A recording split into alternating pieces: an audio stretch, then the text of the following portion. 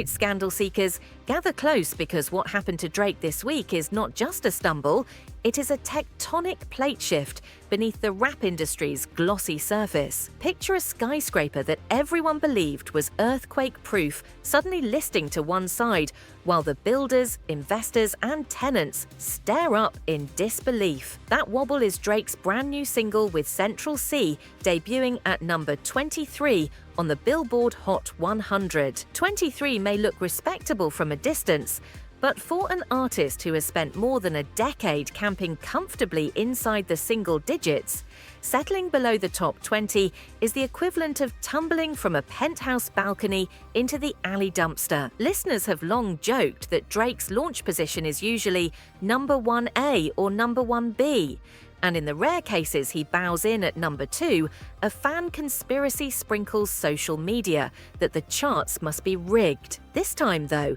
even the most loyal supporters scroll through the rankings, squint, reload the page, and feel their stomachs lurch as 23 stubbornly refuses to change. The free fall started early. Mid-week projections hinted at a respectable 6 or 7. A flurry of lukewarm streams pressed that guess downward into the high teens. When the final counts arrived, the track lay stranded 2 rungs below the top 20. In any other circumstance, people would shrug. For Drake, it is unheard of.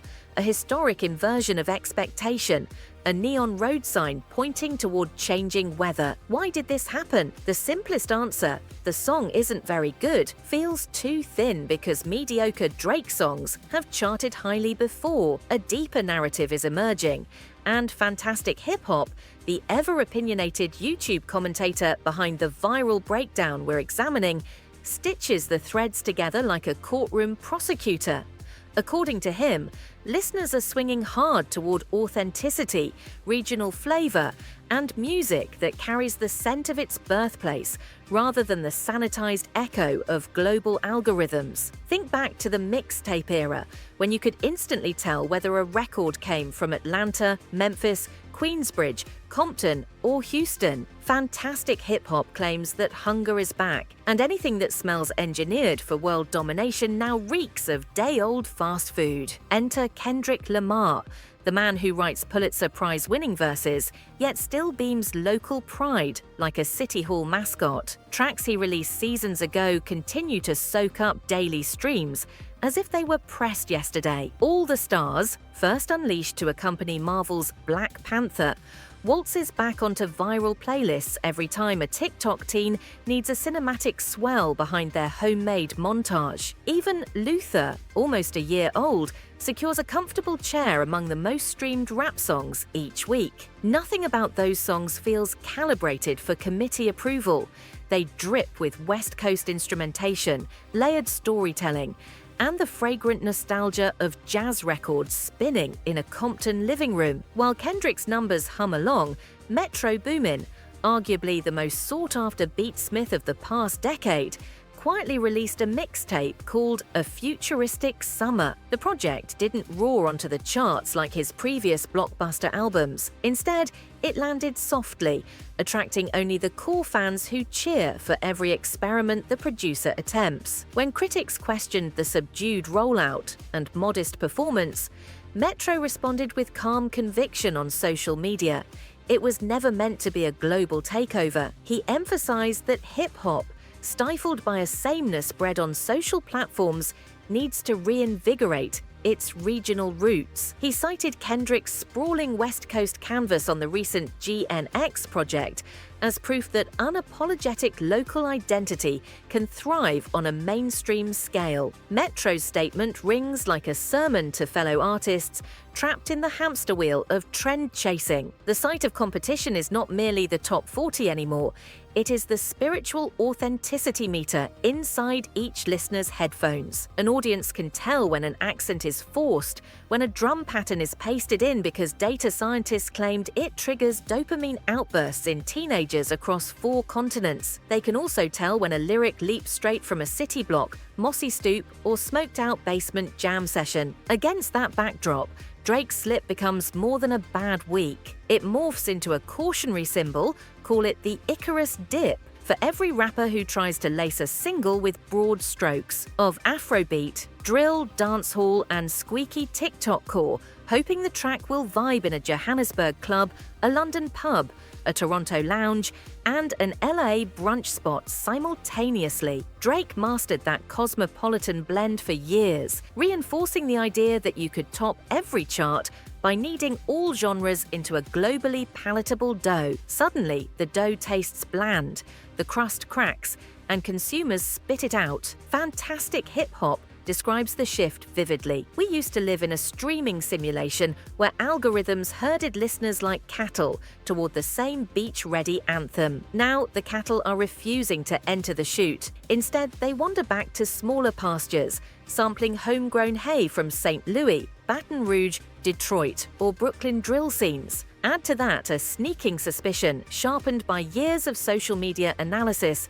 that Drake's lyrical daggers have dulled. Listeners once believed he wielded petty precision, capable of slicing frenemies with a single Instagram caption. Today, the same lines sound like recycled quips from a 2016 group chat folder. Does one flop end a dynasty? History says no dynasty goes quietly, but the flags start to fray long before the final surrender. Think about rock. The moment hair metal bands overshot into cartoonish self-parody, a Seattle drizzle produced Nirvana's gritty realism and swept them away. Pop-punk gave way to emo, trap eclipsed blog rap, and each transition was first signaled not by a newcomer's arrival, but by an old guard's embarrassing misfire. Drake's 23rd spot might be rap's hair metal moment. Consider the ripple effect on the business side. Labels track metrics with the feverish obsession of Las Vegas bookmakers. Executives green-lighted dozens of global crossover singles last quarter because the spreadsheets insisted it was safe. After Drake's stumble, those spreadsheets look spooked. Already, whispers circulate that A&Rs are urging their rosters to go back home musically, to dial up the accent they once smoothed out, to resample that dusty local classic their grandparents spun on Sunday barbecues. Because if Drake can't sell the crossover formula, who can? Meanwhile, Metro Boomin's low-stakes mixtape may prove high impact in spirit. The project invites fans into a narrower, moodier sonic lane, drenched in southern swing, rather than the stadium-sized bombast of his earlier collaborations with Future and 21 Savage. He retweeted a fan praising both his tape and Kendrick's GNX for celebrating real musical DNA, then added his plea for regional revival. Those words resonate because they arrive from the man who built the very soundscape many copycats depend on. When the architect says, "Stop cloning my blueprint, design your own neighborhood," everyone scrambles for drafting paper. Imagine a new wave of releases over the next year. A Bronx rapper might lean hard into salsa-infused boom bap, recording horn sections in a Washington Heights apartment. A Bay Area artist could resurrect mob music bass lines, layering hi-fi chants between gospel shouts sampled from Oakland street preachers. A Memphis newcomer might warp blues guitar riffs over crunk snares, refusing any hint of pop polish. Each record might sell fewer units than a typical Drake drop, yet collectively they'd reshape taste buds, teaching mainstream ears to savor spice instead of sugar. Kendrick's catalog becomes the lighthouse, proof that narrative density, unflinching regional pride, and sonic risk can achieve commercial and critical spoil simultaneously. He sprinkles Compton landmarks in verses the way novelists anchor stories with vivid settings. He performs at the Super Bowl, holds a Pulitzer, sells arena seats, and still sounds like a block party's house poet. Even critics who thought his earlier albums were over-academic admit the newest singles slap in the whip. That consistency is now the gold standard other rappers begrudgingly measure themselves against. The conversation shifts toward lyrical content too. Drake's charting dip coincides with critics noticing his thematics have stalled in an infinite loop of breakup subtweets, expensive watches, rival jabs, and Party City name drops. There is only so many times you can rhyme AM in Random City before fans realize the emotional stakes have flattened. Kendrick, conversely, treats each song like a short film, rotating perspectives, injecting vulnerability, or embodying flawed characters. Metro, free from the pressure to service every radio format, can foster that narrative complexity in beats that twist, morph, and take odd detours. Social media culture ironically amplifies the craving for authenticity even as it catalyzed the original homogenization. In TikTok's rapid-fire scroll, a track boasting real, location-specific detail stands out like a handwritten letter in a mailbox stuffed with coupons. A Dallas rapper referencing a specific mom-and-pop barbecue joint might prompt curious listeners to Google the place, driving local business and world building. A Birmingham MC might sample a decades-old civil rights speech from a regional archive, sparking commentary threads that tie lyrics to history class. The more listeners can trace a direct route from lyric to real street corner, the more engaged they become. Drake's post-release week has been bruising beyond the chart position. Concert clips show restless fans chucking toilet paper rolls on stage, mocking his earlier hospitality to bras tossed like confetti. The Meme Factory churns 24/7, repurposing the 23 ranking into photo montages where jersey numbers fade, ranking lists glitch, or LeBron James crossover highlights cut to Drake stumbling. The laughter would sting any superstar,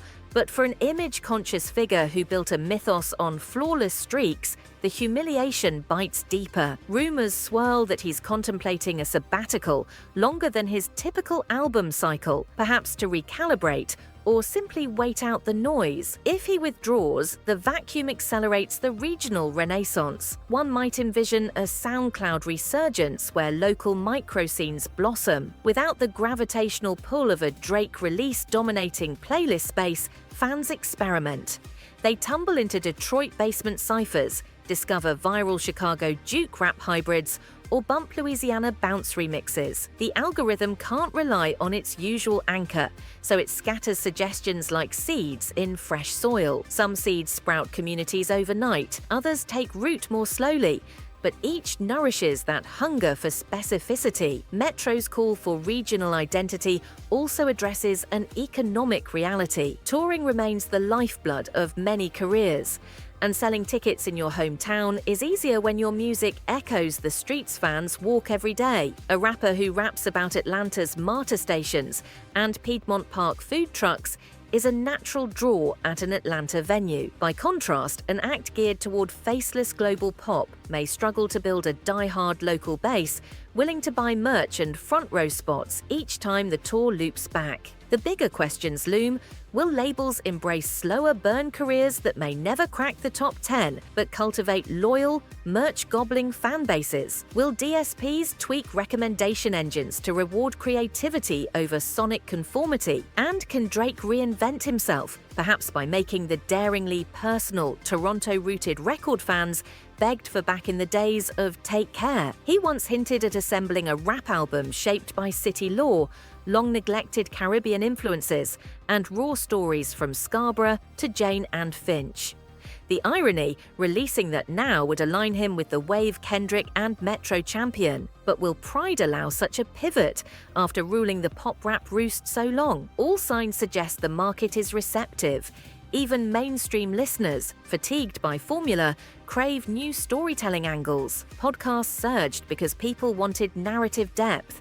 Prestige television soared for similar reasons. Music can mirror that evolution, trading disposable singles for albums that unfold like multi-episode arcs. Regionalism supplies the setting, authenticity the character development, and innovative production the cinematography. Artists on the come-up can learn from Metro's mixtape strategy. He trimmed high-profile features, resisted algorithmic safe bets, and left pockets of silence, letting 808s breathe and minor key synth lines linger. Critics who initially shrugged returned later, headphones on, to appreciate details missed while speed scrolling. Those second-wave listens fuel word-of-mouth promotion more potent than any playlist placement. It's the same phenomenon fueling vinyl's comeback.